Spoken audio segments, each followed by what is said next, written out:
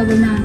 I am Emanuela Lulu and my friend Jenny Bulan, Eva Triana Rosalia Pama, Grace Sasa, Indi Wimpi Muskanan, Jui Tangan Lau, Kristi Tiani Melastika. Okay guys, I will explain about definition of countable noun.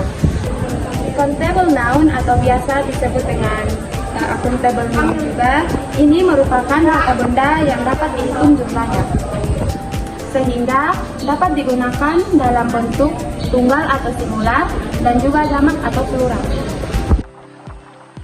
I will explain about identify countable items.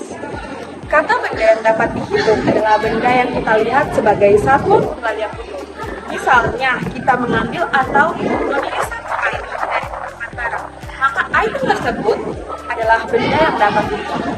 Karena bisa dihitung, ada juga yang bentuk jamak atau plural. Biasanya dengan menambahkan huruf S di akhirnya. Misalnya, car menjadi cars, apple menjadi apples. Contoh kalimatnya, I saw 3 cats sleeping on the road.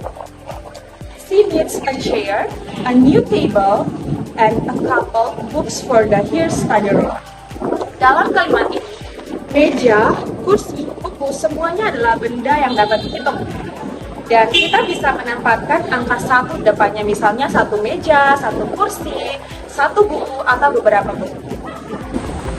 Next, I will explain the using adjective to describe quantity, yang artinya penggunaan adjektif untuk menyatakan jumlah. Jadi, adjektif untuk menyatakan jumlah adalah kata sifat yang digunakan untuk menunjukkan berapa banyak jumlah suatu benda. Kata sifat yang sering digunakan yaitu many, several, and a few. Fungsi utamanya adalah menjelaskan jumlah dari kata benda. Yang kedua, memberikan gambaran apakah banyak, cukup, atau sedikit. Yang ketiga, dipakai pada countable news atau jamak. Contoh yang saya ambil di sini yaitu there were many people and several dogs at the park yesterday. Countable noun versus uncountable containers. Atau dalam bahasa Indonesianya adalah kata benda yang dapat dihitung versus wadah yang tidak dapat dihitung. Nah, intinya meskipun beberapa kategori tidak dapat dihitung seperti gula atau roti, wadah atau unit khusus yang digunakan untuk mengukurnya menjadi dapat dihitung. Contohnya, I need 2 bottles of wine and 3 loaves of bread. Next, specific items within uncountable categories. Jadi poin ini menjelaskan bagaimana kita dapat merujuk ke item-item tertentu dalam kategori yang umumnya tidak dapat dihitung atau uncountable nouns, dan mengubahnya menjadi sesuatu yang dapat dihitung. Pada dasarnya kita sedang berbicara tentang bagaimana jenis, variasi, atau unit pengukuran. Dari sesuatu yang tidak dapat dihitung bisa menjadi dapat dihitung. Jadi uncountable nouns, kata benda yang tidak dapat dihitung secara individual. Misalnya air, gula, dan nasi. Kita tidak bisa mengatakan satu air, 2 gula, atau 3 gula tanpa menambahkan unit pengukuran.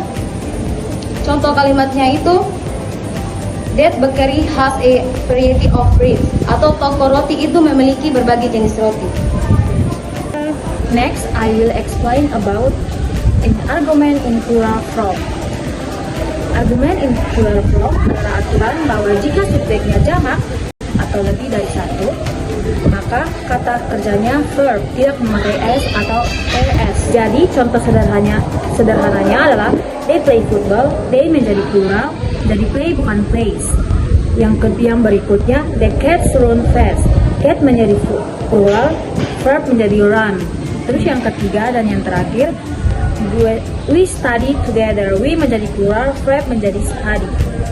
Inti dari argumen in plural form yaitu singular subjek menjadi verb tambah s atau is, plural subjek menjadi verb dasar tanpa s atau is.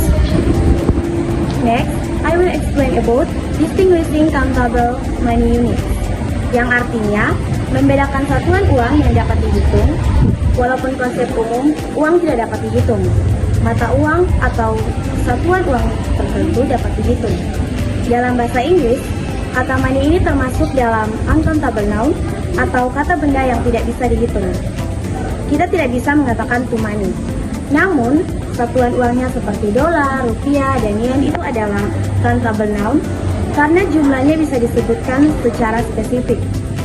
Jadi, meskipun money tidak bisa dihitung, tapi unit uangnya bisa dihitung. Contoh kalimatnya itu, I need $15 to buy the book. Atau, saya membutuhkan $15 untuk membeli buku.